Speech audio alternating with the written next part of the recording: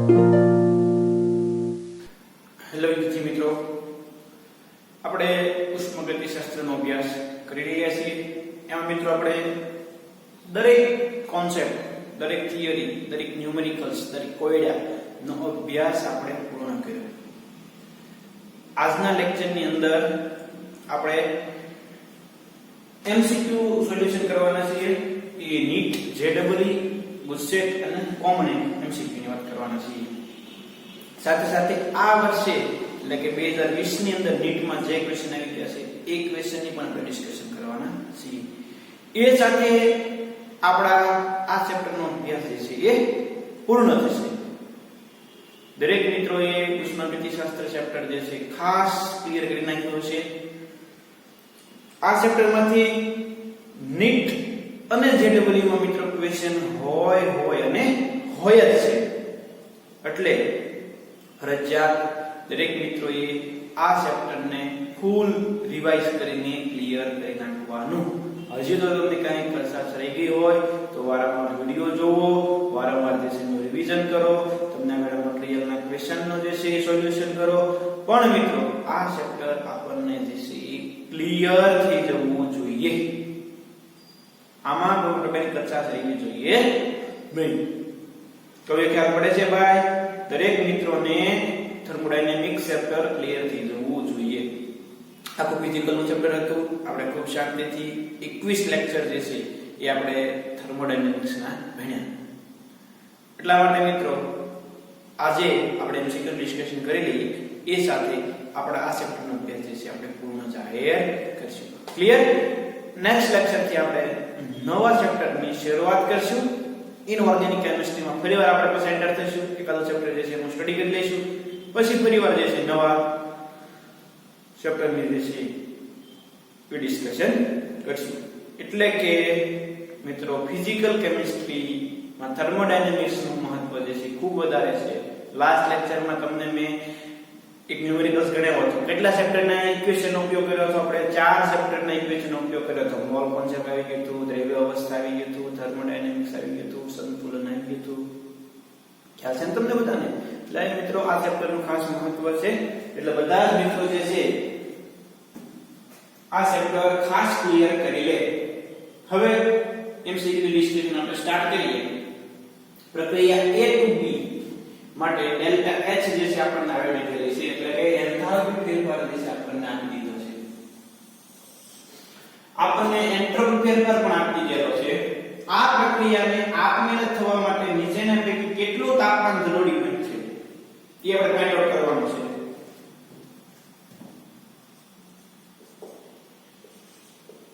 જો તો અહીંયા જોઈ ભાઈ A to B gives delta H. Enthalpy कितनी है भाई? 4 किलो कैलोरी पर मोल. पाना लखी शकाय 4000 कैलोरी पर मोल. एंट्रोपी फेरफार કેટલો છે ભાઈ? તો કે 10 કેલોરી કેલ્વિન ઇન્વર્સ. આપણે શું ગણવાનું છે? તો કે આ પ્રક્રિયાને આપમેળે થવા માટે નીચેના પૈકી કેટલું તાપમાન જરૂરી બનશે. મીન્સ કે તમારે T જે છે ફાઇન્ડ આઉટ કરવાનું છે. T શું કરવાનું છે? ફાઇન્ડ આઉટ કરવાનું છે કે કેટલા તાપમાને પ્રક્રિયા જે છે એ આપમેળે થઈ શકે. તો વિચારો કે આ પ્રક્રિયા જે છે, આપેલી પ્રક્રિયા જે છે એ સંતુલનમાં છે. વિચારો આપેલી પ્રક્રિયા સંતુલનમાં છે. સંતુલનમાં હોય તો મુક્ત ઉર્જા ફેરફાર કેટલો થાય? 0. જો ખાસ સમજજો, આપણને એન્થાલ્પી ફેરફાર આપ્યો છે, એન્ટ્રોપી ફેરફાર આપ્યો છે અને આપણે એમ કીધું છે કયા તાપમાને પ્રક્રિયા જે છે આપમેળે થાય. મીન્સ કે તમારે તાપમાન ગણવાનું છે. કયા તાપમાનથી વધારે તાપમાને પ્રક્રિયા આપમેળે થશે. તો મિત્રો મેં ધારી લીધું કે આ પ્રક્રિયા જે છે સંતુલન સ્થિતિમાં છે. તો કે મુક્ત ઉર્જા ફેરફાર બરાબર 0. કારણ કે ઈઝી મેથડ તો આપણે વિચારવી પડે ને. તો આ સમીકરણ બધાને યાદ છે. ડેલ્ટા G બરાબર delta S minus T delta S. મુક્ત ઊર્જા ફેરફાર બરાબર 0. 4000 કિલો કેલરી આપેલી છે. તાપમાન જે છે મારે ગણવાનું છે. એન્ટ્રોપી કેટલી આપેલી છે 10. આ માઈનસ છે, સામેની બાજુ જાય તો પ્લસ. તો તાપમાન બરાબર 400 કેલ્વિન આવ્યું. આ 400 કેલ્વિન ને ડેલ્ટા G બરાબર 0 છે એટલે કે T બરાબર 400 કેલ્વિન ને પ્રક્રિયા જે છે કઈ સ્થિતિમાં છે? પ્રક્રિયા સંતુલનમાં છે મિત્રો. પ્રક્રિયા શેમાં છે? સંતુલનમાં છે. તો 400 કેલ્વિન કરતા વધારે તાપમાને પ્રક્રિયા આપમેળે થશે. પ્રક્રિયા આપમેળે થશે. તો યુ ક્લિયર? મેં ધારી લીધું કે ડેલ્ટા G બરાબર 0 છે. તો મને તાપમાન કેટલું મળ્યું?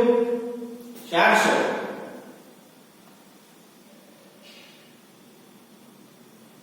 તો એમ સાબિત થયું કે 400 કેલ્વિન તાપમાને પ્રક્રિયા કઈ સ્થિતિમાં છે? સંતુલન સ્થિતિમાં. કારણ કે ડેલ્ટા G બરાબર 0 ત્યારે 400 આવ્યું.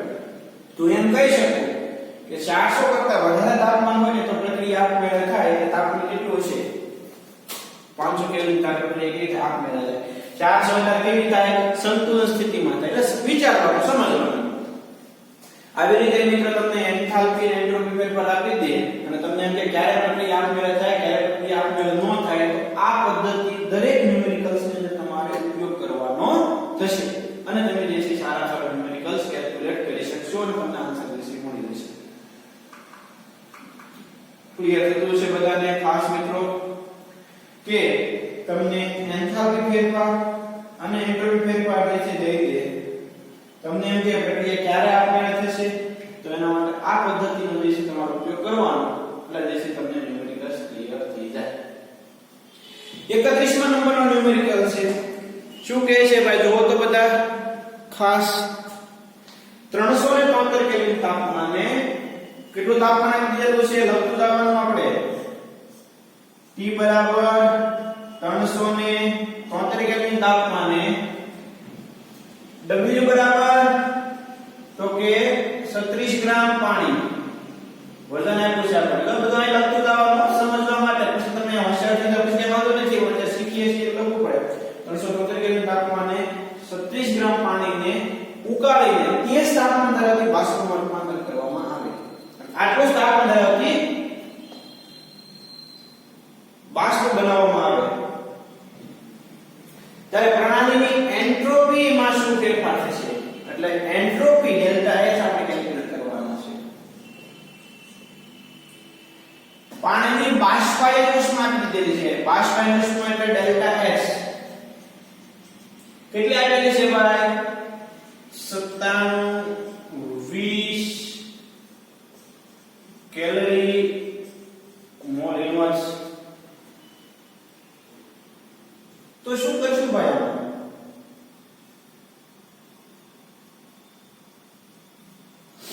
કેટલા ગ્રામ પાણીને ઉકાળવાનું કીધું છે ભાઈ તમને?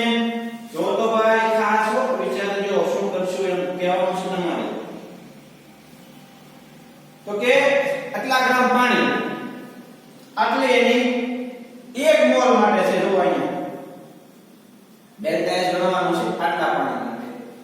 તો પહેલા તો હું કુલ ડેલ્ટા S ગણી લઉં તો કે 2 * 97 20 થશે.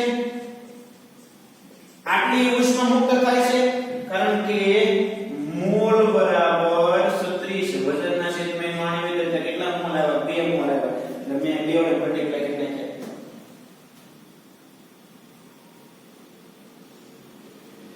1 મોલ માટે આટલી હોય તો 2 મોલ માટે ડબલ થઈ જાય. એટલે ડબલ થઈ ગયું.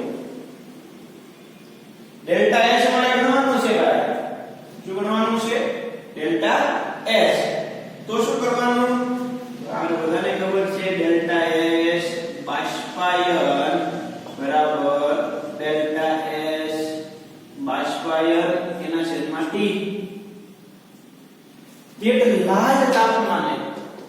તેટલા જ તાપમાને કીધું છે એટલે મિત્રો શું થશે તો કે 2 એને ગુણ્યા 97 20 એના છેદની અંદર 373 એટલે મને અહીંયા એક એન્ટ્રોપી મળશે પણ એ એન્ટ્રોપી શેમાં મળશે એ એન્ટ્રોપી મને કેલરી ની અંદર મળશે શેમાં મળશે ભાઈ કેલરી ની અંદર મળશે અને આન્સર શેમાં આપી દીધેલો છે કેલરી અને જૂલ ની અંદર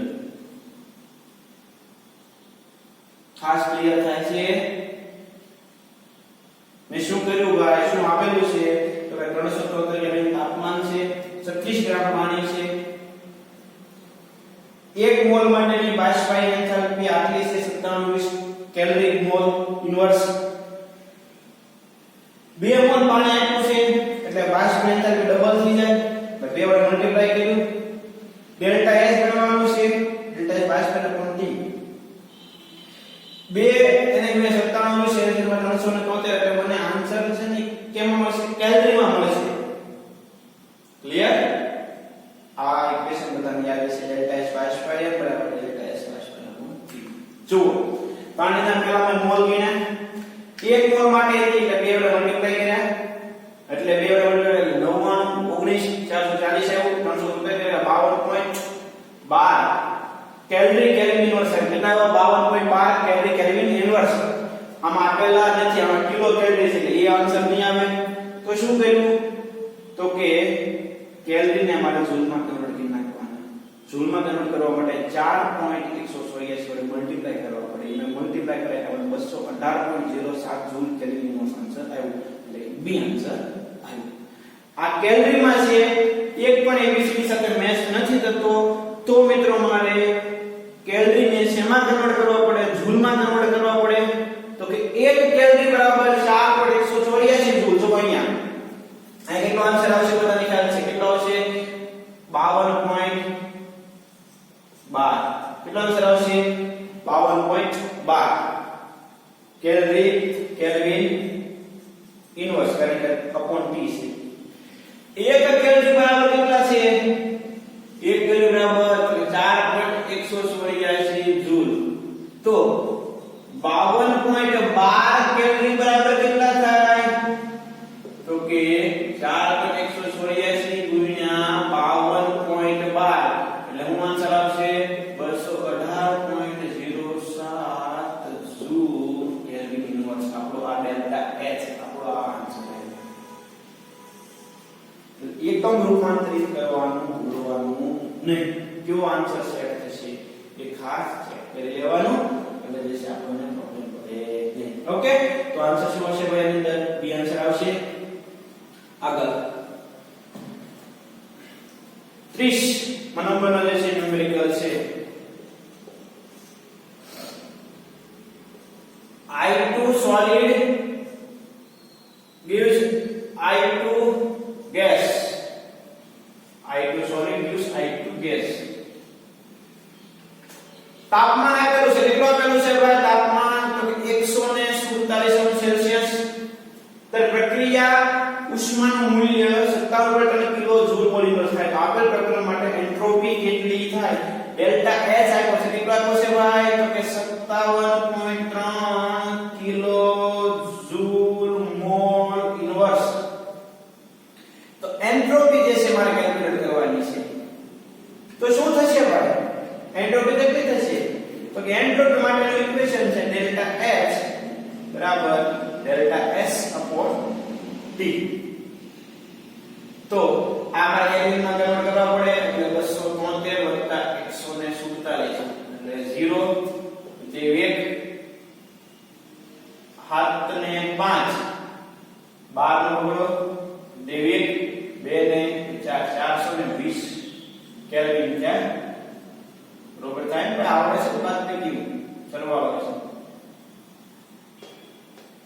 0 1 8 ને 4 12 1 2 ને 420 કેલ્વિન કિંમત આ કિલોમાં છે આપણે તો કે આ લખી શકાય 57300 જૂલ પર મોલ તો કિંમત મૂકો 57300 એના છેદની અંદર 420 630 ભાગાકાર કરો એટલે આન્સર આવે ને આન્સર જે છે ABCD માંથી છે ક્લિયર આટલા તાપમાને આટલી એન્થાલ્પી છે તો એની એન્ટ્રોપી કેટલી થાય ભાગાકાર કરવાનો છે આન્સર આવે આન્સર કેટલો આવશે ભાઈ 136.43 જૂલ મોલ ઇનવર્સ કેટલો આવશે 136.43 જૂલ મોલ ઇનવર્સ એટલે એ આન્સર આવશે ક્લિયર સો મિત્રો બધા ઈઝી ન્યુમેરિકલ છે એ બધા ખાસ જે છે ટફ નથી પણ ખાસ આપણે સમજવા પડે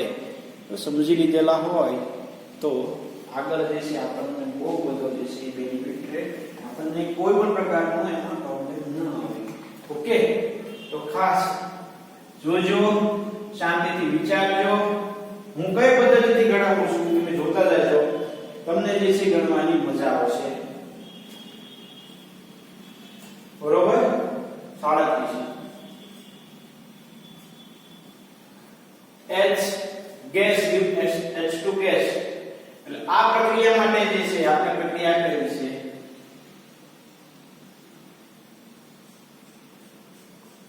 છે H ગેસ કેટલા H છે તો કે 4H give 2H2 ગેસ પ્રક્રિયા માટે ડેલ્ટા H આપણને દીધો છે ડેલ્ટા H કેટલા આપો છે ભાઈ આપણને -809.6 કિલો જૂલ તો હાઇડ્રોજન બંધની વિયોજન એન્થાલ્પીનું મૂલ્ય કેટલું બંધ વિયોજન એન્થાલ્પી ગણવાની છે હાઇડ્રોજન આ 2 મોલ માટે આટલી એન્થાલ્પી જે છે આપેલી છે આપણને તો શું થશે મિત્રો વિચારો જતો જોઈએ તમારો માઇન્ડ શું થશે તો પહેલા તો બંધ વિયોજન એન્થાલ્પી છે આ બોન્ડ ફોર્મેશન છે ને બંધ જ્યારે બને ત્યારે એન્થાલ્પી મુક્ત થાય છે તો બંધ તોડવા માટે 2 મોલ માટે કેટલી જોવે તો કે ધન થી ઋણ એ ધન ની કીધી છે ઋણ તો મિત્રો આ એન્થાલ્પી ક્યારે છે ખબર બંધ બને ત્યારે આ ક્યારની છે -869.6 કિલોજૂલ બંધ બને ત્યારની છે તો મિત્રો ડેલ્ટા H આ 809.6 કિલોજૂલ તો કે જ્યારે બંધ વિયોજન થાય ત્યારની હવે આ કઈ ક્યારની થઈ બંધ વિયોજન થાય ત્યારની થઈ પણ આ કેટલા મોલ માટે છે 2 મોલ માટે છે આપણે 1 મોલ માટે જોવે તો 2 વડે શું કરવા પડે ભાગાકાર કરવો પડે તો હાઇડ્રોજનની બંધ વિયોજન એન્થાલ્પી બરાબર 809.6 એને ભાગ્યા 2 ભાગાકાર કરો એટલે આપણને આન્સર મળશે ખાસ નોટ ડાઉન પોઈન્ટ કરતા જજો આ આપેલી છે આપણને માઈનસ એટલે કે બંધ બને ત્યારે એટલી મુક્ત થાય છે આપણે બંધ તોડવાનો છે બ્રેક ડાઉન કરવાનો છે તો શું થશે ભાઈ તો કે બંધ વિયોજન થાય તો આપણે આપવી પડે એટલે ધન થાય ઉષ્મા શોષક થાય આ કઈ છે ઉષ્મા ક્ષેપક આ કઈ છે ઉષ્મા શોષક પણ આ 2 મોલ માટે છે આપણે 1 મોલ માટે ગણવાની છે એટલે 2 વડે ભાગાકાર કરો એટલે મને આન્સર મળશે ભાગાકાર કરો એટલે આન્સર મળશે 484.8 કિલો જૂલ કે મળશે ભાગાકાર કરશો એટલે આમ કરો તો તમને દેખાય 2 2 4 નું 8 3 2 6 4 16 છે 1 બચ્યો 8 કિલો જૂલ તો શું આન્સર આવશે ભાઈ બી આન્સર આવશે કયો આન્સર આવશે બી ઓકે મિત્રો હવે 36મા નંબરનો એમસીક્યુ છે ભાઈ તમને આપેલા મટીરીયલનો છે એક રિએક્શન આપણને દે દીધેલી છે x2 y2 અને xy3 માટે એન્ટ્રોપી આપી દીધેલી છે આપણે સંતુલને કેટલું પ્રણાલીનું તાપમાન હશે એ નક્કી કરવાનું છે શું આપણને દઈ દીધેલું છે તો કે આ બે એન્ટ્રોપી ફેરફાર ત્રણ આપી દીધેલી છે એનો એન્થાલ્પી ફેરફાર આપણને આપી દીધેલો છે અને આપણે જે છે પ્રણાલી ક્યારે સંતુલનમાં છે, કેટલા તાપમાને સંતુલનમાં છે, ફાઇન્ડ આઉટ કરવાનું છે. શું કરશું? તો એક તો આપણને ખ્યાલ પડી ગયો સંતુલનમાં છે એટલે આ ઇક્વેશન ઉપયોગ કરવો પડશે.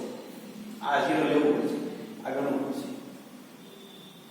આ તાપમાન આપણે ગણવાનું છે, સંતુલનનું તાપમાન ગણવાનું છે. આવું જ તાપમાન આપણે ત્યાં ગણવાનું છે. પણ આપણને એન્ટ્રોપી ફેરફાર નથી આપ્યો. જો પાછા એન્થાલ્પી ફેરફાર આપ્યો છે, ડેલ્ટા H આપ્યો છે, કેટલો આપ્યો? -30 કિલો જૂલ છે એટલે 30000 કેલ્વિન જૂલ. આપણને ડેલ્ટા S નથી આપ્યો, પણ અલગ અલગ દરેક માટે એન્ટ્રોપી ફેરફાર આપ્યો છે. યસ, દરેક માટે અલગ અલગ આપ્યો હોય. ડેલ્ટા S નું હોય તો યાદ કરો, ડેલ્ટા S બરાબર summation Hp minus summation HR. આ કે નો થાય પ્રક્રિયા છે તો ડબલ વખત ગણવાની આ પ્રક્રિયા છે. xy3 નિપજશે આપણે xy3 ની કેટલી છે એન્થાલ્પી? તો કે 50 માઈનસ નિપજ સોરી પ્રક્રિયા કો x2 ને y2 તો એના મોલ ને ધ્યાનમાં લેવા પડે. તો કે 1/2 પ્લસ 3/2 50 આ 30 આ માઈનસ વત્તા 20 60 90 એટલે -40 છે. હું આવું બાય જૂલ માં છે ને, તો joule kelvin inverse mall inverse delta S આપણને મળ્યો. સમજાણું? જો આ પ્રક્રિયા આપેલી છે, ડેલ્ટા S આપ્યો છે, દરેકની અલગ અલગની શું આપી? આપણને એન્ટ્રોપી આપી છે. આપણે કીધું છે પ્રક્રિયા કયા તાપમાને સંતુલનમાં રહેશે ફાઇન્ડ આઉટ કરો. તો શું કરવું પડે ભાઈ? તો કે આપણે ડેલ્ટા G બરાબર 0 લેવું પડે અને તાપમાન ગણવું પડે. તો તમારે એન્ટ્રોપી અને એન્થાલ્પી બેની કિંમત જે છે જોવે. આપણી પાસે એન્થાલ્પી છે, એન્ટ્રોપી નથી, તો એન્ટ્રોપી જે છે તમારે ગણવી પડે. એન્ટ્રોપી ગણવા માટે કે સમેશન Hp HR કરવું પડે. મે ડેલ્ટા S મને મળી ગયો ભાઈ, તો કેટલો બેટો -40. ડેલ્ટા S મને મળી ગયો, ઇક્વેશન માં કેટલો આન્સર મળી ગયો 40 જૂલ કેલ્વિન ઇન્વર્સ. હવે સંતુલન ગોતવાનું છે. તો ડેલ્ટા G બરાબર શું થાય? 0. તો આમ થશે 0 બરાબર delta S minus T delta S. તો T બરાબર શું થશે? તો કે delta S upon delta S કેટલી છે? માઈનસ 30000 કેટલી છે? માઈનસ 40. આ કેન્સલ આઉટ. હવે ભાગાકાર કરવાનો છે. 3000 છે, 3000 ને 4 ભાગ પાડો એટલે 750 આવે. 750 1500 વત્તા 1500 3000. કેટલું કેલ્વિન થાય? તો કે 750 કેલ્વિન થાય સંતુલન તાપમાન. કેટલા કેલ્વિન તાપમાન થાય સંતુલન? 750 કેલ્વિન. સમજાઈ ગયું? જો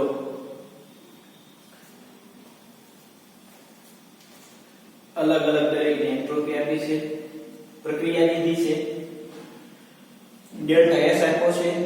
મારે સંતુલનને તાપમાન ગણવાનું છે. તો કે આ મારે જોવે ડેલ્ટા S ને ડેલ્ટા S. આ મારી પાસે છે આ નહોતું એટલે આ પદ્ધતિનો ઉપયોગ કરીને ગણ્યો. સૂત્રમાં કિંમત મૂકી આન્સર આવ્યો. કેટલો આન્સર આવે? 750 કેલ્વિન. ક્લિયર? તો મિત્રો આ રિએક્શન ને બેઝ ઉપર તમે સમેશન Hp HR નો ઉપયોગ કરીને જે છે તમે નિપજોની એન્ટ્રોપીનો સરવાળો માઈનસ પ્રક્રિયકોની એન્ટ્રોપીનો સરવાળો વિથ મોલ તમારે લેવાના. તમને જે છે એ આન્સર મળી જાય. દરેક મિત્રો ખાસ શાંતિથી દરેક ન્યુમેરિકલ્સ ને કેલ્ક્યુલેટ કરજો. બરોબર? વેટ ઉતારતા નહીં. જો તમે શાંતિથી ગણ્યા છે તો તમને પ્રોબ્લેમ પડશે નહીં. તમારા મિત્રો ન્યુમેરિકલ્સ કેલ્ક્યુલેટ થઈ ગયો હશે બરોબર સ્ક્રીનશોટ લઈ લો ઝડપથી જે છે દરેક મિત્રોને જે છે ગણના કરવાના છે ક્લિયર તો આપણે આગળ જવાનું છે આગળ જવા માટે આપણે જે છે પેલા ફોરવર્ડ 7 કરવું પડશે જે સ્ક્રીનશોટ બાકી હોય સ્ક્રીનશોટ લઈ લો ઝડપથી અથવા તો વિડિયો પોઝ કરીને જે છે લખી લો અને ત્યાર પછી જે છે આપણે ફર્ધર આગળના ન્યુમેરિકલ્સ ની અંદર સ્ટેપ બાય સ્ટેપ આપણે ગ્રોથ કરીએ આગળ વધી ક્લિયર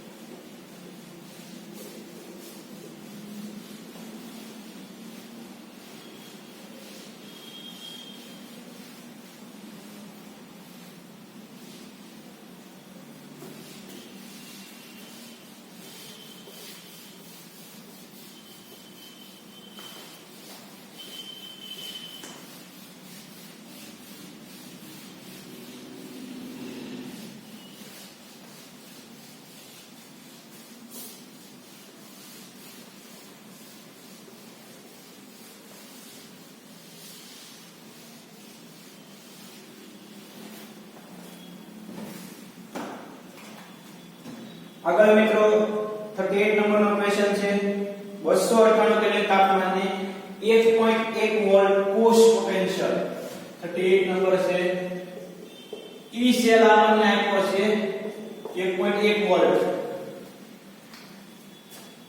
કોષ પ્રક્રિયા નીચેની હોય આ કોષ પ્રક્રિયા છે જુઓ તો ડેલ્ટા G નું મૂલ્ય કેટલું હશે F બરાબર 500 કુલમ F બરાબર 500 કુલમ હવે મિત્રો ડેલ્ટા G0 ગણવાનું છે E0 છે કાઢી દેવું છે તમને એમ થશે કે આવો તો કે આપણે આવ્યું નથી પણ તમારે આગળ આવશે હું ડાયરેક્ટ ઇક્વેશન કહી દઉં છું ડેલ્ટા G0 બરાબર -NFE0 છે આવું સમીકરણ આવશે મુક્ત ઊર્જા ફેરફાર બરાબર -NFE0 છે સમીકરણ તમારે યાદ રાખી દેવાનું છે કેમ સંતુલન માટે ડેલ્ટા G0 બરાબર -2.300 RT log કે તમે યાદ રાખ્યું હતું એમાં સંતુલન યાદ રાખવાનું છે F 500 તો હોય હંમેશા એ તમારે ફેરવવાનું નહીં આ n એટલે જો અહીં કેટલા છે 20 વાર કોઈ પણ એક છે તો 20 વાર લેવાનો કેટલો છે +2 છે n બરાબર 2 એટલે કે રિએક્શનમાં કેટલી ઇલેક્ટ્રોન કેટલો છે ઓક્સિડેશન સ્ટેટ દર્શાવે છે ઓક્સિડેશન સ્ટેટ 2 માં કેટલા ઇલેક્ટ્રોન સ્થાનાંતરિત થાય તો બબ્બે થાય n બરાબર 2 છે તો કિંમત મૂકવાની છે 2 એને ગુણ્યા 500 એને ગુણ્યા 1.1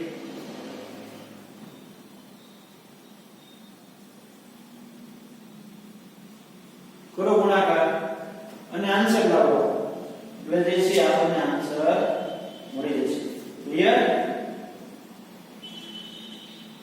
કેટલો આવશે ભાઈ પણ આ જે આન્સર આવશે મિત્રો -2 આ જે આન્સર આવશે ને ઈ જૂલમાં આવશે શેમાં આવશે જૂલમાં આપણે એને કેલ્વિનમાં લાવવાનું છે એટલે -2 એને ગુણ્યા 500 એને ગુણ્યા 1.1 એના છેદની અંદર કરવા પડશે 4.184 કેલ્વિન જો કેલ્વિનને જૂલમાં કન્વર્ટ કરવાના તો ગણવાના જૂલને કેલ્વિન કન્વર્ટ કરવો હોય તો ભાગાકાર કરવાનો આ મિત્રો તમે ભાગાકાર કરશો એટલે તમને મુક્ત ઊર્જા ફેરફાર જે છે એ મળી જશે ઓકે અને એ મુક્ત ઊર્જા ફેરફાર કેટલો મળશે કરવો જોઈએ ભાગાકાર અને કયો જોઈએ શું આન્સર આવશે ભાઈ અંદર તો કે આની અંદર જે છે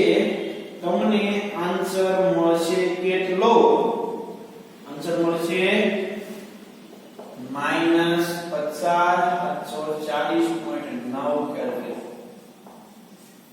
એટલો તમને દેશે આન્સર મળશે મુક્ત ઉર્જા ફેરફાર. આ સમીકરણ મિત્રો ખાસ અત્યારે તમારી પાસે નથી, આગળ આવશે પણ યાદ રાખજો ડેલ્ટા G0 બરાબર -NFE0 છે. E0 છે એટલે કોષ પોટેન્શિયલ વોલ્ટ ની અંદર હોય, n એટલે કેટલા ઇલેક્ટ્રોન સ્થાનાંતરિત થાય એ હોય, F સમૂહપાંચો જ હોય, આ ફિક્સ હોય. તમે કેલ્ક્યુલેશન કરો તો તમને આન્સર ક્લિયર. આગળ MCQ છે ભાઈ કે નીચેનામાંથી કયું વિધાન સાચું નથી, મીન્સ કે ખોટું છે. પ્રતિવર્તી સંતુલનમાં રહેલી પ્રક્રિયા માટે ડેલ્ટા G0 નું મૂલ્ય શૂન્ય હોય. યસ, સંતુલનમાં હોય તો મુક્ત ઉર્જા ફેરફાર 0. સ્વયંપૂરિત પ્રક્રિયા માટે ડેલ્ટા G નું મૂલ્ય ધન હોય તો ભાઈ આ ખોટું છે. ધન ન હોય, કેવું હોય? ઋણ હોય. એટલે બી ઓપ્શન જ ખોટો છે. કયો ઓપ્શન ખોટો છે? બી ઓપ્શન ખોટો છે. સ્વયંપૂરિત પ્રક્રિયા માટે મુક્ત ઉર્જા ફેરફારનું મૂલ્ય ઋણ હોય. એટલે બી ઓપ્શન કેવો છે? ખોટો છે. ક્લિયર? આન્સર નો છે બી. નીચેના પ્રાચલો પરિબળોને સ્વયંભૂતાની વિગતો સાથે યોગ્ય રીતે સરખાવો. બોલો કોષ્ટક આવ્યું તો છેલ્લે લેક્ચર ની અંદર છેલ્લે બરોબર એના સરખાવવાના છે. આ પ્લસ આ માઈનસ મુક્ત ઉર્જા ફેરફાર ધન હોય એટલે પ્રક્રિયા કેવી હોય? બિન સ્વયંપૂરિત હોય. આ તમને મિત્રો ધન મળે એટલે બિન સ્વયંપૂરિત જ હોય, બધા જ તાપમાને બિન સ્વયંપૂરિત છે એટલે સી સાથે સરખાવવાનું છે. આ પ્લસ આ ઋણ આ ધન એટલે બધા જ તાપમાને કેવી થાય? બિન સ્વયંપૂરિત થાય. ખાસ કારણ કે સમીકરણ જો અહીંયા જુઓ, સમીકરણ આવું છે ડેલ્ટા G0 બરાબર delta S minus 3 delta S. તો જો આ તો ધન છે આ માઈનસ, તાપમાન ધન હોય એટલે કેવું છે? માઈનસ. આ માઈનસ માઈનસ કેવું છે? Plus plus T plus S plus T. હંમેશા ડેલ્ટા G કેવું મળે ભાઈ? તો કે તમને ધન જ મળે એટલે બધા જ તાપમાને કેવું થઈ જાય? બિન સ્વયંપૂરિત થાય. એક બીજું આ બે માઈનસ માઈનસ ના ધન ક્યારે ધન? તો કે જો મિત્રો અહીંયા જુઓ ડેલ્ટા G0 આ સમીકરણ છે, ડેલ્ટા S કેવો? Minus minus T minus S આ માઈનસ માઈનસ કેવો થઈ ગયા? Plus TH. પણ જો મિત્રો તાપમાન કેવું હોય? ખૂબ વધારે હોય. તાપમાન જે કેવું હોય? ખૂબ વધારે હોય તો ડેલ્ટા G કેવું મળી શકે આપણને? તો ડેલ્ટા G આપણને ધન મળી શકે કારણ કે આ વેલ્યુ કેવી છે? મોટી થઈ જાય. તો કે ઊંચા તાપમાને સ્વયંપૂરિત નહીં થાય, કેવું થશે? બિન સ્વયંપૂરિત થશે એટલે એ સાથે આવશે. અને આ ઋણ હોય એટલે તો આપણે ખબર છે બી સાથે જ આવે. જો એન્થાલ્પી પ્લસ એન્ટ્રોપી માઈનસ મુક્ત ઉર્જા ફેરફાર ધન મળે તો બધા જ તાપમાનની પ્રક્રિયા કેવી હશે? બિન સ્વયંપૂરિત હશે. આની સાથે સરખાવવાનું છે. આ બે ઋણ હોય તો આ માઈનસ અને આ પ્લસ, તો આખો મુક્ત ઉર્જાનો ફેરફાર કોના પર આધારિત છે? તાપમાન પર આધારિત છે. તાપમાન ખૂબ વધારે હોય ને તો એ બિન સ્વયંપૂરિત થાય. તાપમાન નીચું હોય તો પછી ડેલ્ટા H ઉપર આધારિત થાય તો એ કેવું મળે? તો ઋણ મળે. તો એ રીતે સ્વયંપૂરિત થાય. અને છેલ્લું તો ખબર છે બધા તાપમાન કેવું થાય? સ્વયંપૂરિત થાય. એટલે પહેલા સાથે C, બીજા સાથે A, ત્રીજા સાથે B. આની સાથે સરખાવવાનું છે. મિત્રો ખાસ ખાલી લોજિક લગાડતા આવડવું જોઈએ કારણ કે આ કોના ઉપર કયો કોના ઉપર આધારિત છે ને પેરામીટર નીચે પડી જવો જોઈએ. કારણ કે આ પ્લસ આવ્યો એટલે બિન સ્વયંપૂરિત છે, પણ આ ઊંચા તાપમાને કીધું છે. આમાં નિશાની લગાડો તમે તો કે આ માઈનસ ઓલરેડી હતા જ, આ માઈનસ એટલે કે બે માઈનસ છે. જો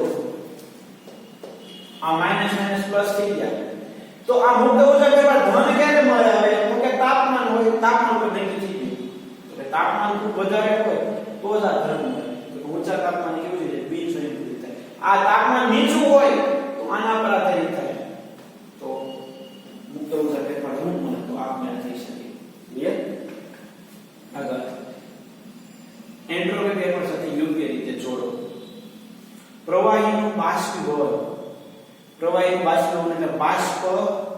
બને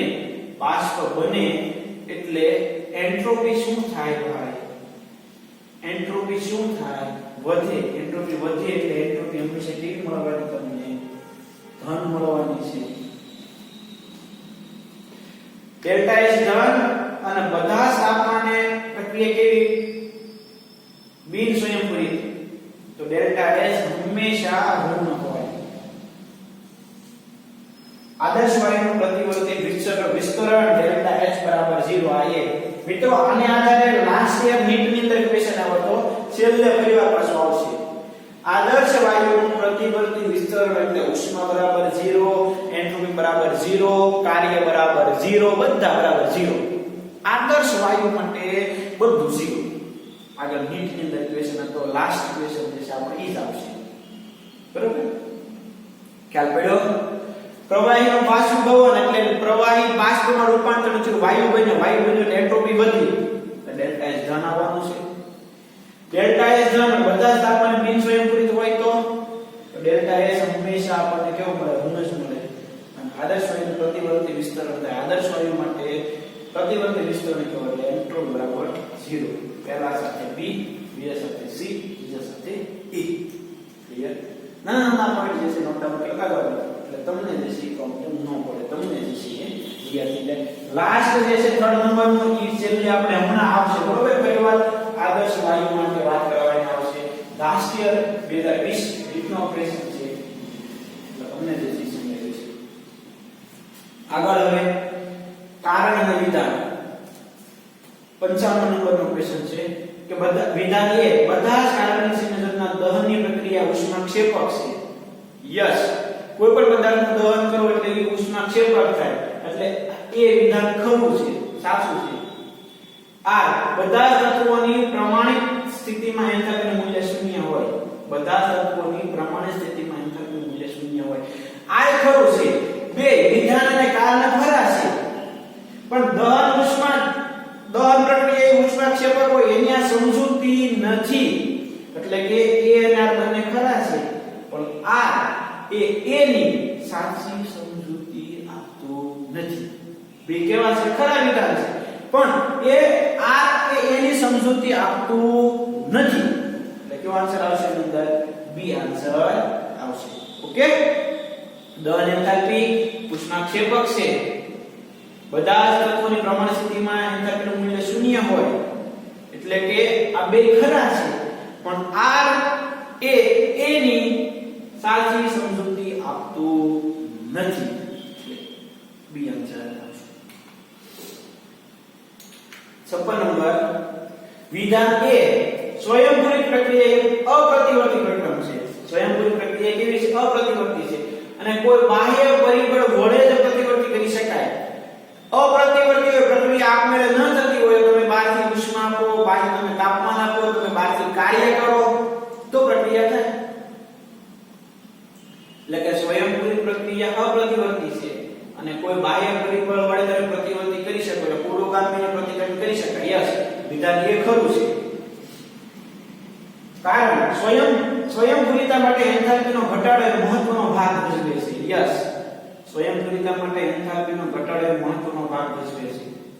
મિત્રો આ જ સાચું છે, પણ આ એની સમજૂતી આપી શકતું નથી. આમાં પણ ત્રીજો આન્સર આવશે કે આ બે ખરા છે, પણ આ એની સાચી સમજૂતી આપી શકતું નથી. ઓકે? એટલે આન્સર આવશે બી આન્સર. આગળ 57 નંબર પ્રવાહીમાંથી ઘનનું સ્ફટિકીકરણ થાય એન્ટ્રોપી ઘટે. યસ, સ્ફટિકમાં અણુની ગોઠવણી નિયમિત ક્રમબદ્ધ હોય છે. બરોબર છે. એન્ટ્રોપી ઘટવા માટેનું કારણ શું છે? તો કે અણુઓની ગોઠવણી કેવી થાય? ક્રમબદ્ધ થાય. એટલે કે R અને એ બંને ખરા છે. R એની સાચી સમજૂતી આપે છે. એટલે આમાં કયો આન્સર આવશે? એ આન્સર આવશે. તો આ સેટ થઈ જતો હોય વાક્ય તો બરોબર, તો બે ખરા છે, એકબીજાને સમજૂતી આપે છે કહેવાય. એટલે કે એ અને R બંને ખરા છે. આ એની સાચી સમજૂતી આપે. એટલે આમાં કયો આન્સર આવશે? એ આન્સર આવશે. ઓકે? નીટ ફેઝ 1 2016 ની અંદર આવેલો ક્વેશ્ચન છે કે કોઈ પણ તાપમાનની પ્રક્રિયા આપમેળે થવા માટે આથી ઉષ્માગતિકી સ્થિતિ કઈ હશે? તો મિત્રો એ ઓપ્શન જે છે ને એ ઉષ્માગતિકી સ્થિતિ હશે. તો પ્રક્રિયા કેવી થશે? આપમેળે થશે. શું આન્સર આવશે આમાં? એ આન્સર આવશે. ક્લિયર? પછી જો સરફેસ એક પાતળા દબાણની દિશામાંથી કોની એન્ટ્રોપીનું મૂલ્ય સૌથી વધુ હશે? મિત્રો આપણે બધાને ખબર છે સિંગલ વાયુઓ કોઈ પણ હોય ને, ઓક્સિજન, હાઇડ્રોજન, ક્લોરીન, બ્રોમિન આવી રીતે એમસીક્યુ આપેલા હોય તો આ બધા જે છે ને એ પાછા છે હાઇડ્રોકાર્બન, પણ CH2 આ ઇથીન, ઇથેન અને મિથેન એની કરતા હાઇડ્રોજનની એન્થાલ્પી સૌથી વધારે છે, કારણ કે સૌથી અસ્તવ્યસ્તતા, કદ નાનું અને અવ્યવસ્થા વધારે. આનું કદ કેવું છે? નાનું છે, એટલા માટે એની એન્ટ્રોપી સૌથી વધારે છે. તો આન્સર આવશે એ આન્સર આવશે. નીટ 2017 નો ક્વેશ્ચન છે. APMP 1994 ક્વેશ્ચન છે. ઓટોમોબાઈલમાં જોવા મળતી નીચેની પ્રક્રિયા ધ્યાનમાં લો. ડેલ્ટા S અને ડેલ્ટા G નું સિંહ જે છે નક્કી કરો. તો પહેલા તો આ CO2 ની પડખે ગેસ લખી નાખો.